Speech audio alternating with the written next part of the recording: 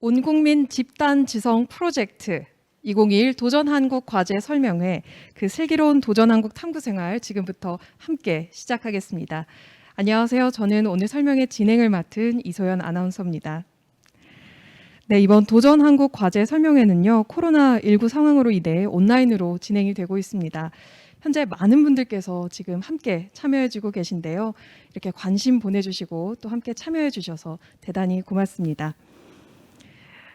이제 설명회를 시작해 보겠습니다. 온라인으로 시청해 주시는 분들께서는 설명회 내용을 보시면서 궁금한 사항이나 질문도 좋고요. 의견, 소감 등을 채팅으로 남겨주시면 저희가 발표가 끝난 후에 질의응답 시간에 소통하는 시간 가져보도록 하겠습니다. 또 각 과제별로 온라인을 통해 좋은 의견 댓글로 남겨주시는 분 20명을 추첨해서 선물을 드리고 있습니다.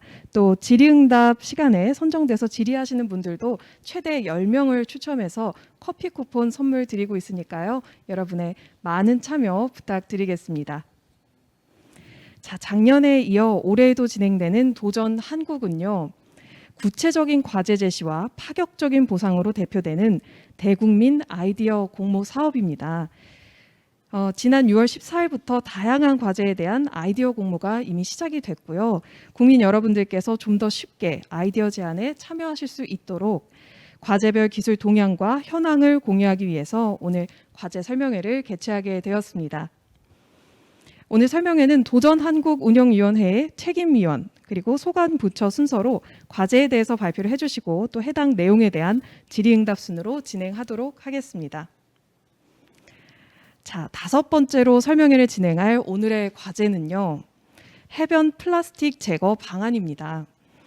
해변을 포함한 바다에 떠다니는 플라스틱이 계속해서 작아지고 파편화가 되면서 수거가 힘들어질 뿐만 아니라 해양 생물 체내에도 축적이 되면서 그 위험성이 대두되고 있습니다. 이를 해결하기 위한 효과적인 해변 플라스틱 제거 방안을 제안해주는 과제가 되겠습니다. 이번 과제의 책임위원이신 청주 세활용시민센터 여무 관장님 함께 나와 계신데요. 도전 한국 과제 정의서 그리고 과제별 핵심 요구사항에 대해서 발표를 해주시겠습니다. 관장님 발표 부탁드립니다. 네, 반갑습니다. 설명을 맡은 저는 청주 세활용시민센터 여무입니다. 도전 한국 해변 플라스틱 제거 방안 과제에 관한 설명을 드리겠는데요. 왜 바다 쓰레기 얘기를 하는데 청주에서 왔냐 이러실 수도 있겠지만 쓰레기가 뭐 육상 쓰레기, 바다 쓰레기가 따로 있나요? 다 같은 쓰레기죠. 그 물은 사람도 모으고 생명도 모으는 역할을 합니다. 그런데 안타깝게도 오염물질과 쓰레기도 함께 모으게 되죠. 결국은 육상에 쓰레기를 버리게 되면 결국 호수로 모이고 바다로 모일 수밖에 없게 되는데요. 이제 곧 휴가철이 다가오고 있습니다. 많은 분들이 해변을 찾아가게 될 텐데 이제는 점점 더 늘어나고 있는 해변 쓰레기 때문에 눈살을 찌푸릴 수밖에 없는 그런 상황입니다.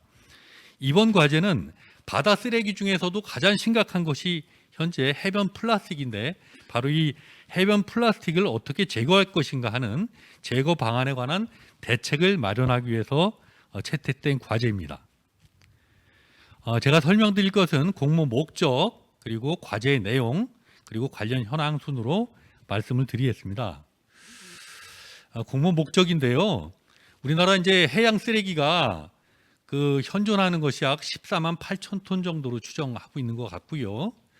이제 연간 14만 5천 톤 정도가 새롭게 발생하고 있는데 이 중에 일부는 열심히 우리가 수거해서 처리하고 일부는 자연적으로 분해 소멸되고 있는데 문제는 이렇게 수거하는 것과 자연 소멸되는 것이 발생하는 것을 전부 따라잡지 못한다 하기 때문에 해양 쓰레기가 조금씩 늘어갈 수밖에 없는 그런 현상이고요.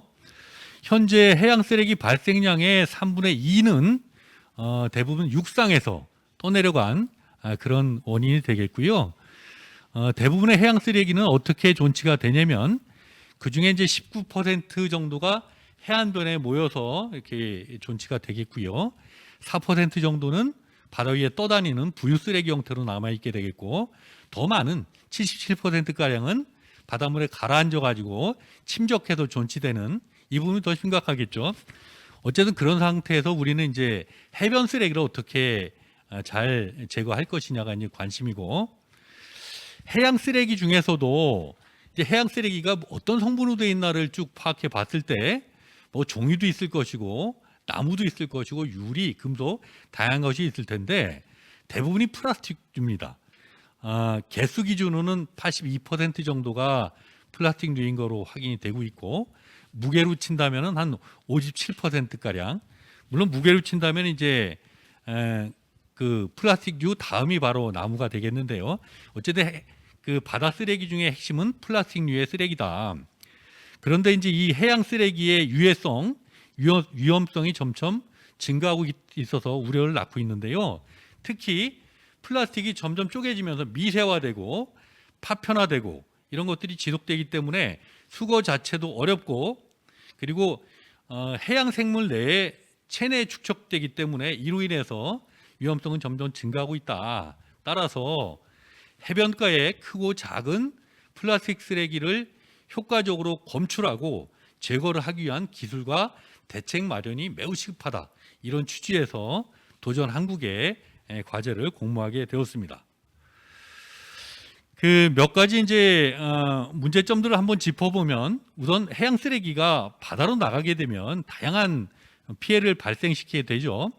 우선은 선박 사고의 10분의 1이 이 해양 쓰레기로 인한 원인이다. 그리고 어업 피해율도 10분의 1, 10%가량이 이 쓰레기로 인한 문제고요. 우리나라에서 해양 생물이 약 10만 마리 정도가 이 쓰레기로 인해서 죽어가고 있다는 그런 보고가 돼 있습니다. 이 그중에 이제 플라스틱 쓰레기 이것이 해양 생태계 순환에 어떻게 위험성을 증가시키는지를 다이어그램으로 이렇게 볼 수 있겠는데요. 오른쪽 보시면 이제 인간이 어쨌든 생활하면서 쓰레기를 발생시키게 되겠고 이것들이 바다에 유입되게 됩니다. 유입되게 되면 바닷속에서 오랫동안 존치되다가 또 쪼개지기도 하죠. 그러면서 미세 플라스틱으로 분해가 되겠죠. 이것 자체가 이제 바다에 있는 그 생물들이 섭취하게 되겠고 이런 그 바다 생물들을 다시 사람들이 섭취하게 되면 결국 체내에 미세 플라스틱이 축적되는. 그래서 아직까지 이것이 어느 정도 위해한 그 문제를 일으킬 것인지에 관한 역학조사조차 사실은 되지 않은 이제 막 문제가 시작되고 있는 시점이라고 생각을 합니다. 전 세계의 미세 플라스틱 오염 수준을 조사한 자료가 있는데요. 이 조사 자료에 따르면은 한국이 2, 3위를 차지했습니다.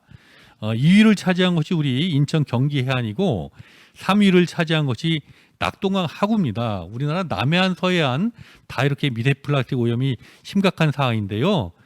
그 1제곱미터 내에 거의 10만 개에 가까운 개수의 미세 플라스틱이 현재 발견되고 있다. 아주 심각한 상황입니다.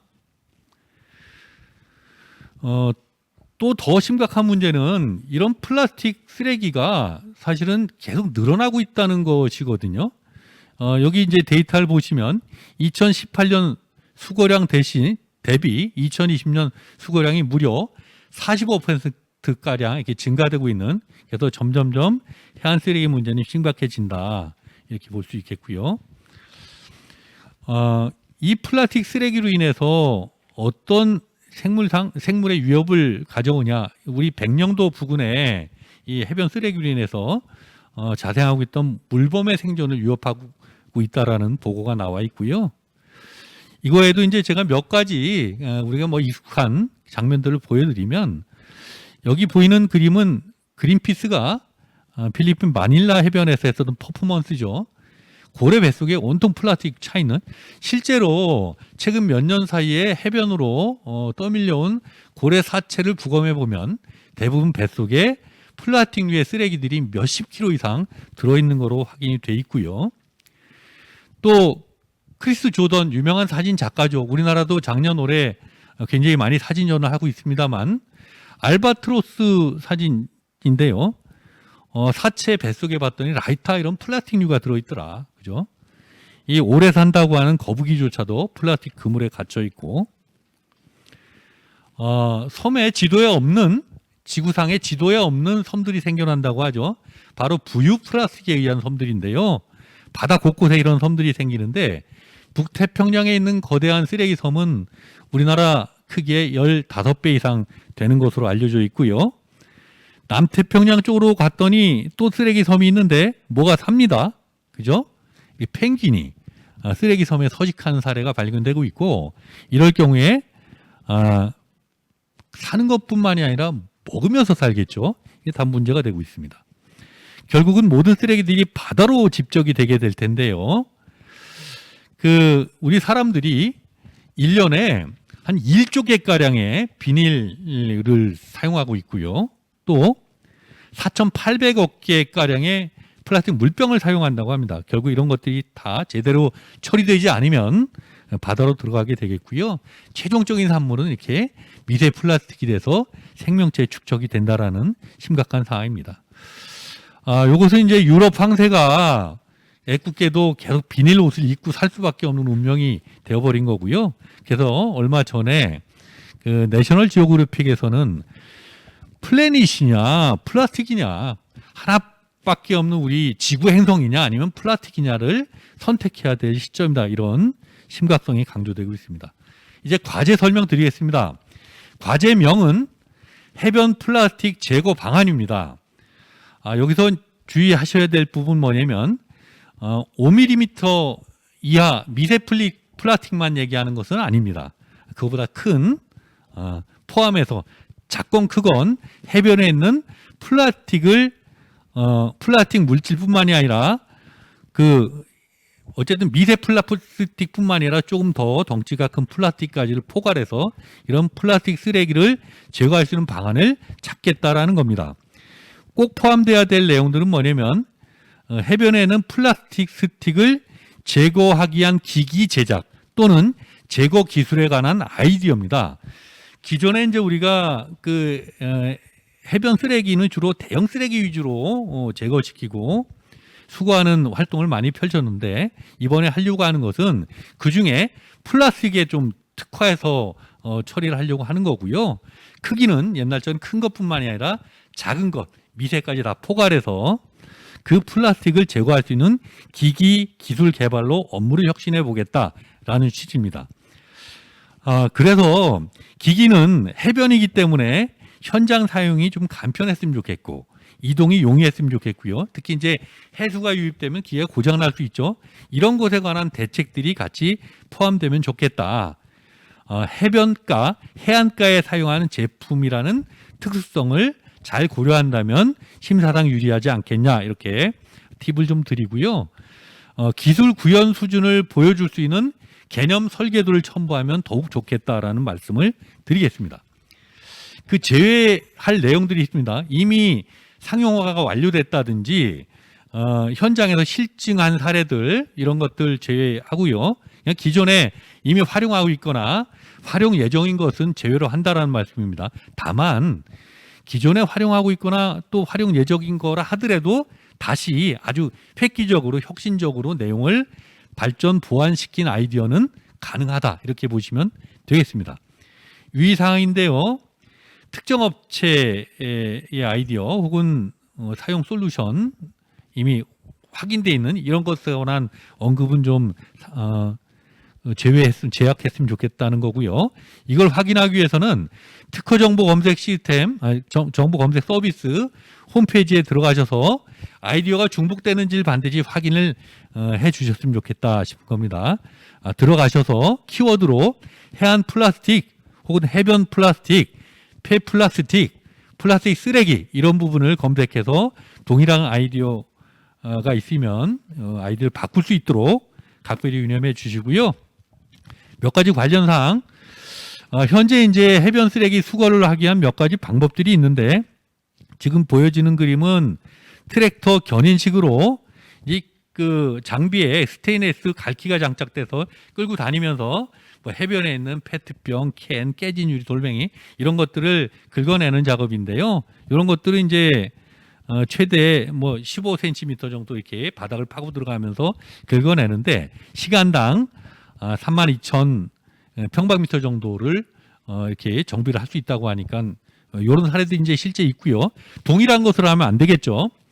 그러나 이제 대부분은 아직까지 민간 단체라든지 봉사활동을 해서 우리 수작업으로 제거하는 것이 가장 일반적이다, 이게 문제라고 볼 수가 있을 것 같습니다. 그래서 아직까지는 국내 해양 쓰레기 수거 방법이 대부분 이렇게 영세한 방법으로 되고 있기 때문에 오늘 이제 아이디어 공모를 하는 거고요. 특히 해변가 주변의 플라스틱 쓰레기들의 특징을 잘 보셔야 될 텐데 너무 작게 쪼개져서 모래나 자갈 등에 섞여 있다는 점, 그리고 바위 틈에 끼어 있어서 사실은 이걸 수거하기가 어렵다는 점을 유념하셔가지고 아이디어를 제안해 주셨으면 좋겠다. 그래서 쓰레기 없는 세상, 깨끗하고 건강한 해변을 위해서 우리 국민들의 아이디어를 부탁드립니다. 도전 한국 화이팅입니다. 고맙습니다. 네, 발표 고맙습니다. 발표를 들어보니까요, 플라스틱만 제거하는 플라스틱 제거기 제작 예시로 들어주셨습니다. 이 점 참고해 주시면 좋을 것 같습니다. 또 언급해 주셨던 특허 정보 검색 서비스 이용하셔서요, 아이디어가 혹시 겹치진 않는지 중복 여부도 확인 부탁드리겠습니다. 이제 추가적으로 해당 과제의 소관 부처의 설명을 들어보도록 하겠습니다. 국립공원공단 강지연 계장님께서 현재의 정책 추진 상황과 연구 현황, 그리고 기술 동향에 대해서 소개를 해주시겠습니다. 네, 안녕하십니까. 국립공원공단 공원환경처에서 해양 쓰레기를 담당하고 있는 강지연 계장이라고 합니다. 오늘 발표할 내용은 저희 해상해양국립공원의 일반 현황과 어떤 식으로 저희 공단에서 수거를 하고 있는지, 그리고 추후에 저희 미세 플라스틱에 대해서 어떤 제거 방안이 필요한지에 대해서 말씀드리도록 하겠습니다. 먼저 해상해양국립공원 일반 현황입니다. 저희 우리나라 해역 중에 공원 해역은 약 0.6%를 차지하고 있습니다. 그리고 총 해안선 전체 국내 해안선 중에 국립공원 해안선은 13.9%를 차지하고 있고요. 저희 공원 내 유무인 도서가 굉장히 많이 분포하고 있는데 유인 도서는 102개, 무인 도서는 634개로 총 736개의 유무인 도서가 분포를 하고 있습니다. 이렇게 많은 유무인 도서가 분포하는 만큼 이런 유무인 도서 소규모 해변이나 만에 한번 쓰레기가 쌓이면 적기에 수거되지 못하는 수거 사각지대에 대한 문제가 지속적으로 이슈가 되고 민원이나 언론 보도를 통해서 지속적으로 보도가 되고 있는 그런 상황입니다.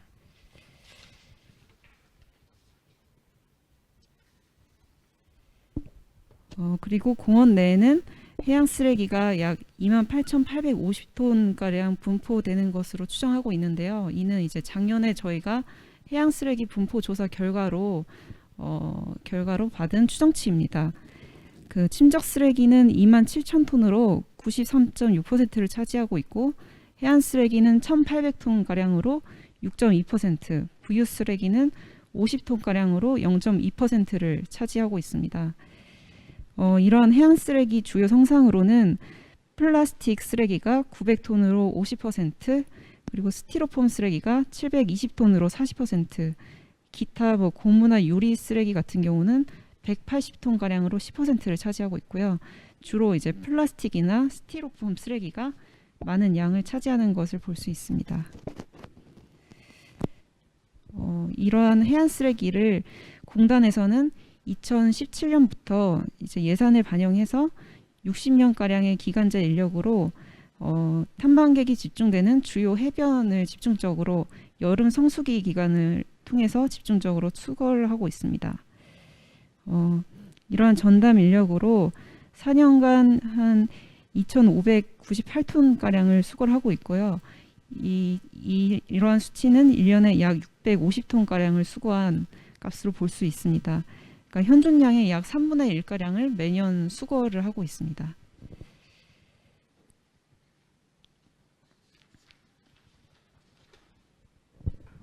미세 플라스틱의 문제점으로는 미세 플라스틱은 해양 생태계를 교란하고 거의 사람 한 명당 매주 신용카드 한 장의 플라스틱을 먹는다는 그런 통계 자료가 있을 정도로 인간의 건강에까지 영향을 끼치고 있습니다.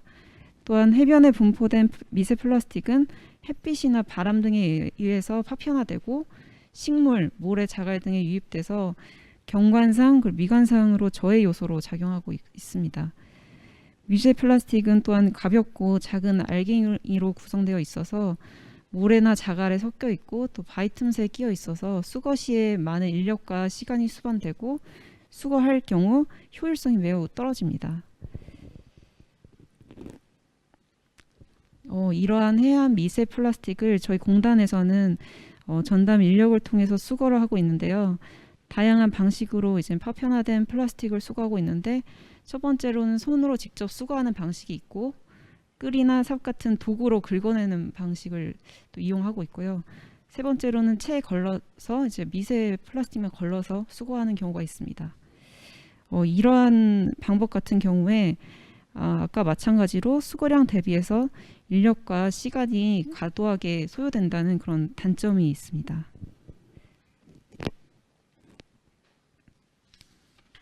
그리고 이제 저희가 올해부터 국민 참여랑 뭐 이러한 문제를 이제 인식을 확산하기 위해서 국민 참여형 캠페인을 시범적으로 운영해 보았는데요. 올해 6월에 변산반도 고사포 해변에서 가족 단위 야영객 포함해서 약 50명 가량을 좀 참여를 시켜서 225리터 가량을 수거를 했습니다. 이제 참여 유도를 위해서 우수 참여자들에게는 이제 상품도 지급한 경우가 있고 고사포 해변을 시작으로 이제 타 공원에도 확대해서 운영을 할 계획입니다. 이러한 캠페인 같은 경우 국민 인식 개선과 홍보 차원에서는 굉장한 효과가 있으나 아까와 같이 뭐 모래나 나뭇잎 같은 기타 잔여물들이 너무 많이 섞인다는 그런 문제점이 있습니다. 이러한 미세 플라스틱을 이제 해외에서 수거 장비를 개발해서 좀 운영한 사례를 말씀드리도록 하겠습니다. 먼저 캐나다의 이제 진공 청소기를 개발한 사례인데요. 2019년 캐나다 대학생 연구팀이 해변에서 미세 플라스틱만 수거 가능한 해변용 진공 청소기를 개발한 사례입니다. 이러한 청소기 작동 원리는 호스를 통해서 모래와 미세 플라스틱을 함께 이제 탱크로 흡입한 후에 플라스틱 입자보다 무거운 모래나 돌멩이는 이제 바닥에 가라앉아서 해변으로 자동적으로 배출되는 구조고 이러한 기계 시험을 위해서 미국 하와이 카밀로 해변을 이제 테스트 베드로 활용해서 2주간의 시험을 통해서 문제점을 보완하고 시제품을 한 사례입니다.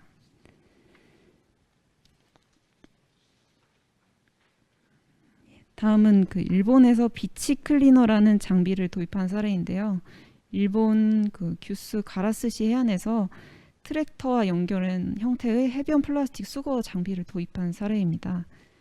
이제 이 비치 클리너는 모래를 쓸어 담는 삽과 이를 이제 걸러준 그물망으로 이루어진 청소 장비로 플라스틱 쓰레기를 전문적으로 처리하는 장비입니다. 작동 방식은 이제 탈곡기랑 유사한 형식인데요.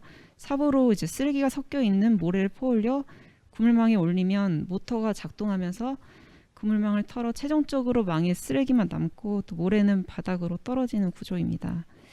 이제 앞서 말씀드린 두 가지 사례는 해변 접근 가능한, 그러니까 사람이나 장비가 접근 가능한 해변에 이제 한해서 사용된다는 그런 점이 있고, 또 이제 그 기계 자체가 트랙터 이상 정도 되는 크기이기 때문에 이러한 이제 트랙터를 옮길 수 있는, 기계를 옮길 수 있는 그런 접근성이 좀 있는 곳에서만 한정돼서 사용한다는 그런 단점이 있고요. 이제 마지막으로 저희 이제 국립공원 해안에 적합한 수거 장비에 대해서 세 가지 정도로 정리해서 말씀드리도록 하겠습니다.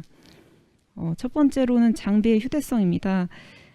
저희 공원에 이제 유무인도서 소규모 해변이 많이 분포하고 있고 이런 곳에 이제 접근이 가능하고 사용이 가능하도록 장비가 가볍고 또 저희 전담 인력분들이 60대 이상의 좀 고령이신 분들이 많기 때문에 조작이 간편해서 현장에서 바로 이제 작동이 가능한 그런 구조여야 된다는 점이 있습니다. 또 두 번째로는 사용 장소 자체가 해변이기 때문에 해수 유입 가능성이 매우 높습니다.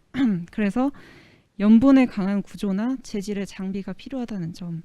그리고 세 번째로는 미세 플라스틱 분리 저장 기능입니다. 저희 공원 내 해변은 주로 자갈이나 모래 해변으로 구성되어 있어가지고 장비 사용 시 자갈이나 모래가 섞이지 않고 미세 플라스틱만 별도로 분리되는 그런 저장 기능이 꼭 필요하다는 점이 있습니다. 네, 이상으로 발표를 마치도록 하겠습니다. 감사합니다. 네, 발표 잘 들었습니다. 해외 사례도 설명을 잘 해주셨는데요. 캐나다의 해변용 진공청소기 개발 사례가 인상이 깊었습니다. 발표 고맙습니다.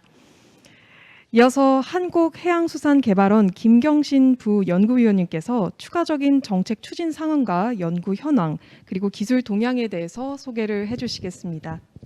네, 안녕하세요. 한국해양수산개발원의 김경신이라고 합니다. 제가 오늘 말씀드릴 부분은 이제 해변 전체에 대해서 주로 이제 해양수산부가 하고 있는 사업들, 그다음에 해양수산부가 추진하고 있는 국가연구개발 사업들, 그리고 약간의 사례 이렇게 말씀을 드리겠습니다. 보편적으로 우리가 이제 해양 쓰레기는 육상에서 관리되지 못하면 강과 하천을 통해서 해양으로 유입되는 육상기인 쓰레기가 있고요. 그다음에 여러 가지 해상 활동에서 벌어지는 해상기인 쓰레기가 있습니다. 그래서 대체적으로 우리가 2018년도에 저희가 추정한 자료를 보면 한 14만 톤 중에 한 육상이 상당히 좀 많지 60% 이상을 차지하는 걸로 나타나 있고요. 우리나라뿐만 아니라 대체적으로 외국에도 보면 보편적으로 육상에서 관리되지 못한 쓰레기가 상대적으로 해상에서 버려지는 쓰레기보다는 좀 많은 걸로 이렇게 나와 있습니다.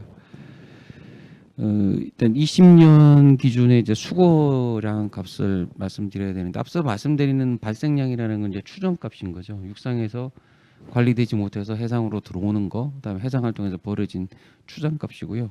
이 수거량 값은 추정이 아니라 실제적으로 국가나 지자체 혹은 민간에서 다양한 사업을 통해서 수거한 양을 말씀을 드리겠습니다. 대체적으로 보면 2018년부터 수거량 자체가 많이 늘어나는 경향을 보이고 있고요. 수거량이 늘어난다는 것은 결국 예산이 많이 투여됐기도 했고 정책 사업에서 우선순위를 많이 가져간다 이렇게 봐주시면 될 것 같습니다. 그래서 대체적으로는 이제 쓰레기가 있는 위치에 따라 저희가 이제 외국에서 들어온 쓰레기를 제외하면 부유나 침적 해안 쓰레기로 구별을 하고요. 해안 쓰레기가 상대적으로 많이 수거가 되고 있습니다. 전체 수거량이 한 80.6%를 차지하고 있습니다. 왜 해안 쓰레기가 유독 많냐 하면 부유나 침적 쓰레기는 특히 침적 쓰레기는 안 보여요. 사람 눈에 보이질 않고요. 부유 쓰레기도 그 넓은 바다에서 우리가 이제 디텍이라고 하는데 확인하기가 굉장히 불편합니다. 근데 해안 쓰레기는 상대적으로 일반인들이 생활상에서 볼 수도 있는 쓰레기고 노출되었을 때 굉장히 여러 가지 부정적인 영향이 바로 나타나는 쓰레기이기 때문에 국가나 지자체가 해안가 쓰레기 위주로 많이 치우는 작업을 하고 있다 이렇게 말씀드리겠습니다. 그리고 해안가 쓰레기는 좀 특성이 하나가 있는 게 바다로 들어온 쓰레기는 해류라든가 바람에 따라 이동하니까 발생 원인을 참 파악하기가 굉장히 어렵죠. 근데 해안 쓰레기는 이미 해안가에 표적된 거다 보니까 성상 정도를 파악을 하면 이게 어디서 왔는지를 알 수가 있어요. 상당히. 그래서 대체적으로 해안가 쓰레기가 해양 쓰레기의 어떤 성상 변화라든가 많고 적음의 양을 형상을 판단할 수 있는 모니터링으로 사용이 되어 있는 게 대체적으로 이제 해안가 쓰레기다 이렇게 말씀드리겠습니다. 성상은 여러분들이 말씀을 많이 하셨고요. 대체적으로 이제 플라스틱 유라고 하는 걸 보면 우리가 아는 플라스틱뿐만 아니라 꽁초 뭐 이런 게 다 플라스틱 유에 들어갑니다. 꽁초는 그게 필터가 플라스틱 유에 들어가고 있고요. 대체적으로 80% 이상, 외국도 대체적으로 84% 이상 이렇게 보고 있고요. 근데 개수 기준으로 봤을 때는 이제 러프 음료수 등등이 해안가 모니터링 조사에서 다수 종을 차지하는 걸로 나와 있습니다. 해수부가 이제 해양 쓰레기 혹은 해양 폐기물의 전반에 대한 관리 체계를 가지고 있고요. 작년 20년에 12월부터 이제 해양 폐기물 및 해양 오염 퇴적물 관리법이 시행이 됐고 거기에 따라 1차 기본 계획이 금년 5월달에 나타났습니다. 그래서 대체적으로 영향을 다 줄이는 이런 시스템을 가고 있다 말씀드리고요. 몇 가지 이제 법이 통과되면서 해변 쓰레기와 관련된 몇 가지 의미 있는 제도들이 도입된 사례를 몇 개 말씀드리겠습니다. 이제 해양 폐기물 수거 명령제라고 있고 굉장히 익숙하지 육상에서는 굉장히 익숙한데 해양에서는 참 익숙하지 않은 거거든요. 왜냐하면 모두에서 말씀드린 것처럼 이게 쓰레기가 또 원인자를 특정하기가 특히 해양 쓰레기는 굉장히 불편합니다. 확인이 어렵고 그래서 일단은 우리 제도적으로 해양 폐기물 관리법 12에서 14조 사이에 해변에 표적된 쓰레기라든가 바다에 떠 있는 쓰레기, 그다음에 바다에 가라앉은 쓰레기를 원인자를 알게 되면 그 사람이 원인자한테 그 쓰레기에 대한 수거 명령을 내릴 수가 있고요. 위반자할 때는 최대 징역형까지 부과하는 제도를 두고 있습니다. 이 조항은 사실은 이제 이미 발생 원인자를 찾는 그런 발생 이유를 규정하고 있다고 해석될 수도 있지만 사실은 그 발생 원인자 전에 발생 원인을 차단하는 예방 기능도 법 사항에는 포함이 돼 있다고 봐야 될 겁니다. 그래서 결국 해변 쓰레기가 자주 발생되는 지역에 대한 어떤 예방 조치로서 여러 가지 보이는 이제 CCTV라든가 입간판도 나중에는 아마 주체적으로 해야 될 그런 일들로 보입니다.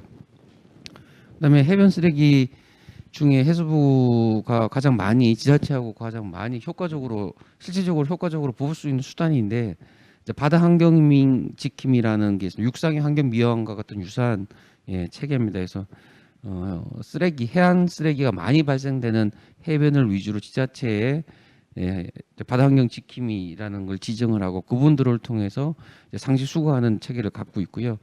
2021년도에는 한 1,000명 정도가 지자체별로 배치가 됩니다. 그래서 2020년만 보면 한 3만 3천 톤을 해변 쓰레기를 수거했거든요. 그 숫자를 보면 아까 전에 해변 쓰레기 수거량하고 비교해 보면 상당 부분이 여전히 우리는 사람의 손에 의해서 이루어지고 있다.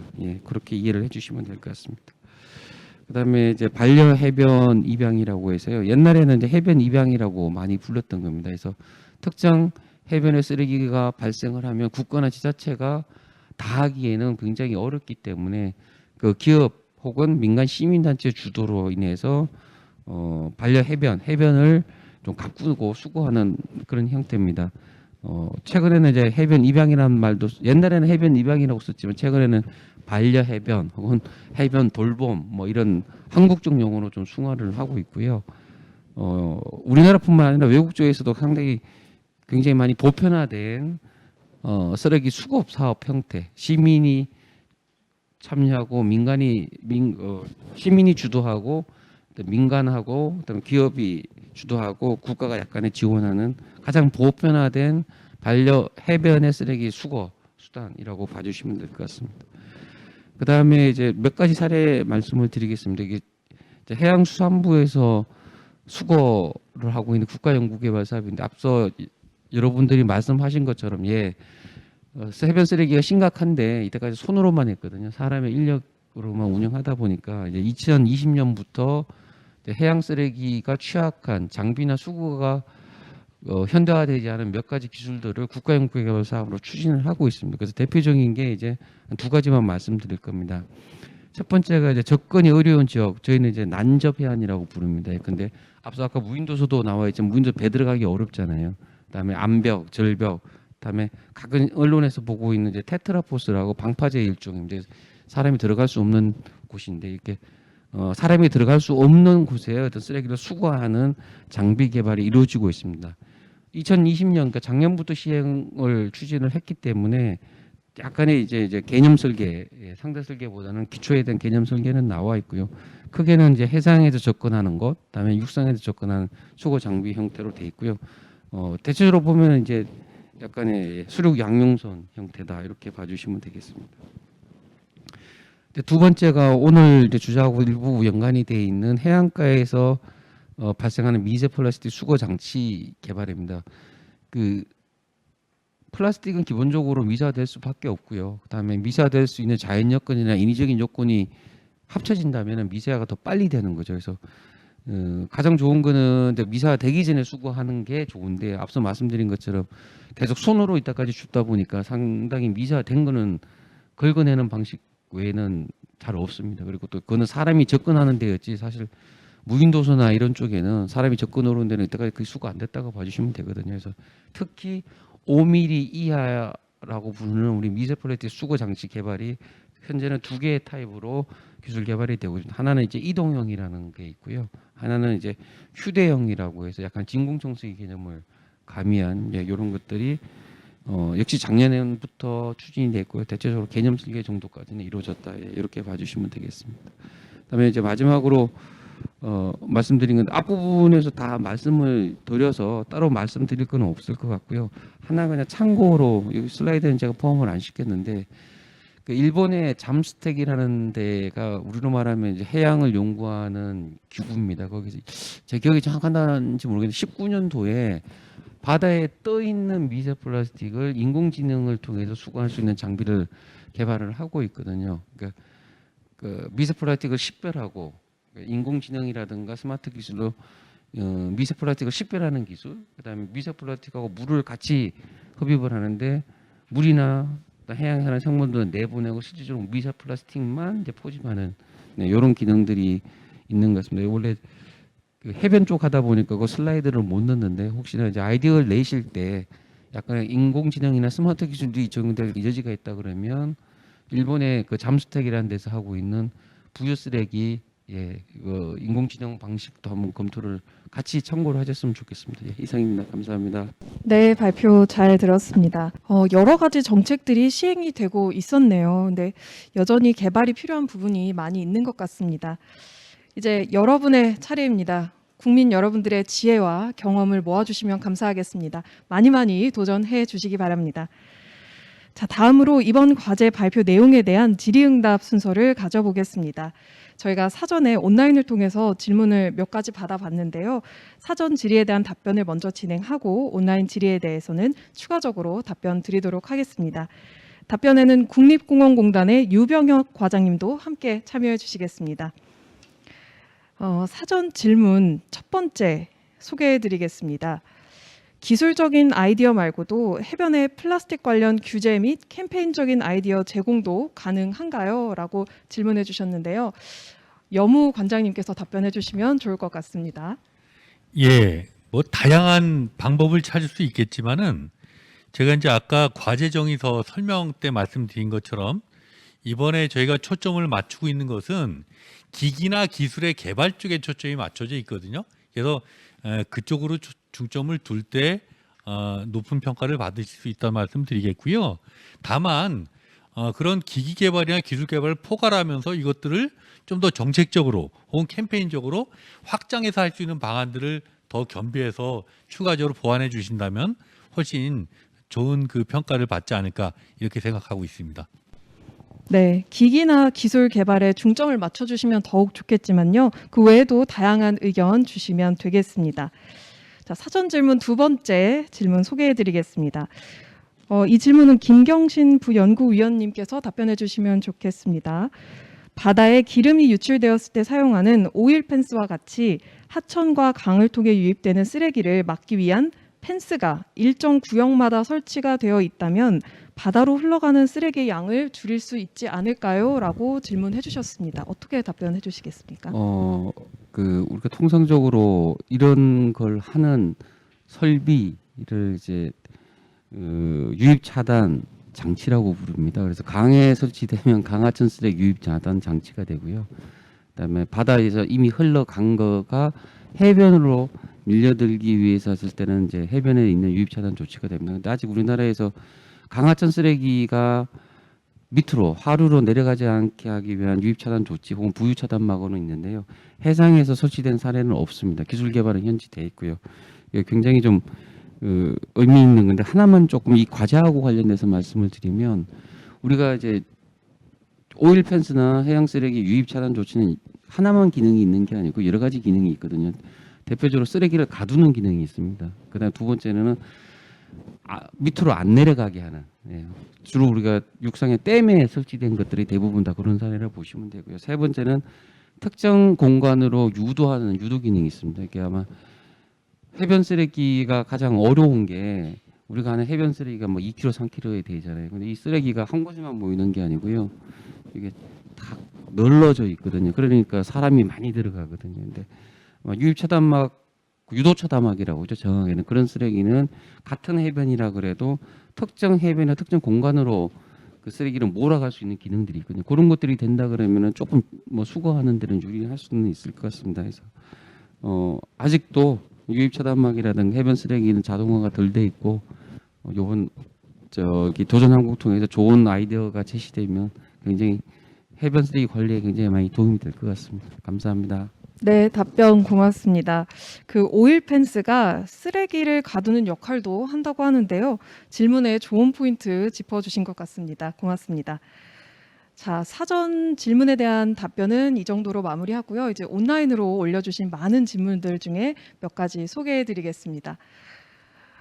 쓰레기 배출 규제 강화에 대해서 다시 생각해봐야 한다고 생각합니다. 한 말씀 부탁드리겠습니다라고 올려주셨는데요. 어떤 분께서 답변해 주시겠습니까? 여무 관장님. 예, 예. 왜냐하면 여기 계신 분들이 다 어쨌든 정부 기관 관계자시고 저는 이제 환경 단체니까 이를테면 아이스팩 요새 심각하단 말이죠, 그죠? 이것을 시민들이 재사용하고 분리배출하는데 굉장히 한계가 많은데 아예 생산이나 유통 과정을 굉장히 그 단순화시킨다든지 규제를 한다면은 훨씬 쉬울 거거든요, 그죠? 그래서 지금 이제 말씀하신 것처럼 쓰레기를 배출하는 과정을 강화하는 것도 필요하겠지만 사실은 모든 제품을 생산하고 유통하는 과정도 훨씬 강화돼야 될 것이다. 이것들은 뭐 아마 정부도 그렇고 모두가 공감하는 것 같습니다. 다만 그 부분은 그 부분대로 하고 우리가 또 지금 고민해야 될 것들은 이미 배출돼 있는 그리고 배출되고 있는 그죠? 현행 법제도상에서 나오고 있는 현실이 있기 때문에 발생하고 있는 쓰레기를 어떻게 좋은 기술과 기기를 통해서 줄일 건지 이런 쪽에 마음을 많이 모아 주셨으면 좋겠습니다. 네, 고맙습니다. 쓰레기 배출 규제 강화도 중요하지만 제품 생산하는 과정 그 규제도 중요할 것 같다고 답변해 주셨습니다. 자, 다음 온라인으로 올라온 질문 소개해 드려 보겠습니다.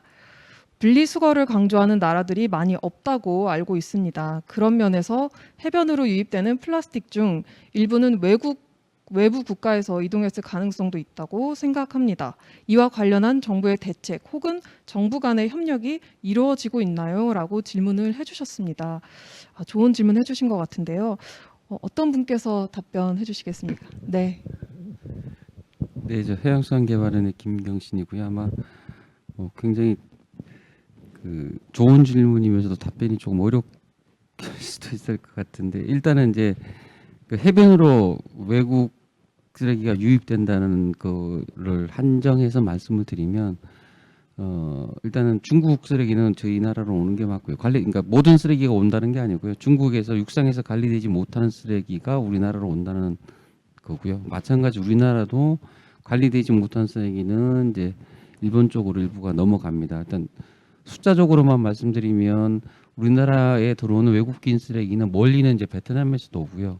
대만에서도 오고 뭐 중국에서도 오긴 하십니다만 대체적으로 중국에서 오는 쓰레기가 한 90% 이상 뭐 거의 다라고 봐주시면 될 것 같고요. 예, 플라스틱이 맞고요. 그리고 일단은 규범은 없습니다. 외국인 쓰레기를 막거나 외국인 쓰레기로 인해서 영향을 받았었을 때 어떤 보상책이라든가 이런 것들은 아직 국제적으로 약속된 건 없고요. 현재 그런 부분들을 만들어가는 과정이다고 말씀드리고요. 그다음에 바다를 인접하고 있는 한중일러라든가 한국하고 중국은 이제 해양 쓰레기를 포함한 해양 환경 문제에 어떤 이제 지역회 프로그램을 통해서 관리를 현재 열심히 하고 있다 이렇게만 말씀드리겠습니다. 감사합니다. 네, 답변 고맙습니다. 중국에서 관리되지 못한 쓰레기가 유입되는 것은 맞고 마찬가지로 우리나라에서 관리되지 못한 쓰레기 역시 일본으로 흘러가고 있다고 합니다. 아직 국가 간의 약속은 없지만 이제 만들어가야 할 필요가 있다고 답변해 주셨습니다. 고맙습니다. 다음 질문 보겠습니다. 강지연 계장님께서 시민 참여 캠페인을 하신다고 하셨는데요. 실제로 참여한 사람들의 반응은 어떠했는지 궁금합니다라고 강지연 계장님께 질문해 주셨습니다. 저번 달 6월 달에 이제 변산반도 고사포 해변에서 시범적으로 저희가 미세 플라스틱 수거 캠페인을 운영했는데요. 일단은 이제 개인별로 이제 수거한 플라스틱을 계량을 해서 이걸 이제 개인별로 어느 정도 자기가 그 수거를 했는지 볼 수 있게끔 해서 이제 우수 참여자를 1위부터 10위까지 좀 지정을 했습니다. 시범적인 운영이기 때문에 저희가 뭐 상품에 대한 것도 좀 굉장히 좀 뭐 온누리 상품권 같은 것들을 좀 증정을 하고 그래서 이제 시민분들도 이제 미세 플라스틱에 대한 문제에 대해서 더욱 알게 되었다고 말씀하시고 다음에 또 기회가 된다면 그 고사포에 와서 야영장을 이용하면서 같이 또 저 캠페인에 참여하고 싶다는 반응이 많았습니다. 예. 네. 미세 플라스틱 문제의 심각성에 대해서 시민분들께서 깨닫는 좋은 시간이었다고 답변해 주셨습니다. 이렇게 강지원 계장님의 마지막 답변을 들어봤습니다. 온라인으로 들어온 질문은 여기서 마무리하도록 하겠습니다. 오늘 이렇게 5번째 과제에 대한 발표와 온라인 질의응답 시간까지 가져봤습니다. 해변 플라스틱 제거 방안에 대해 발표에 함께해 주신 네 분들께 감사의 말씀을 드리겠습니다. 오늘 나눈 내용들은요, 도전한국 홈페이지에서 다시 확인하실 수 있습니다. 검색창에 도전.한국이라고 입력하시면 웹사이트로 이동이 가능하니까요. 여러분의 많은 방문 부탁드리겠습니다. 그럼 저는 여기서 인사드리겠습니다. 시청해주신 여러분, 또 참여해주신 여러분, 대단히 고맙습니다.